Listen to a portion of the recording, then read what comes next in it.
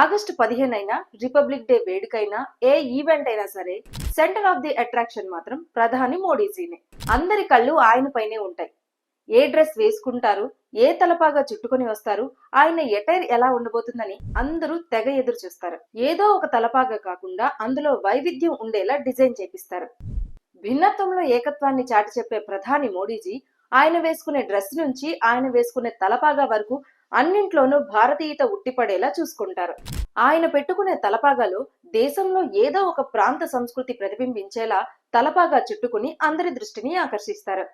మరి ఈసారి 2026 republic day వేడుకల్లోనూ ప్రధాని Modiji centre of the attraction గా నిలిచారు.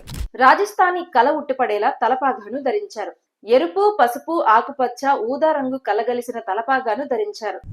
జరీతో నేసిన బంగారు రంగు మోటిఫ్లతో రూపొందించిన ఈ తలపాగా అందరి దృష్టిని ఆకర్షిస్తోంది. ఎరుపు రంగు అనేది అభిరుచి, ఉత్సాహం, ధైర్య సాహసాలకు నిదర్శనంగా చెప్తారు.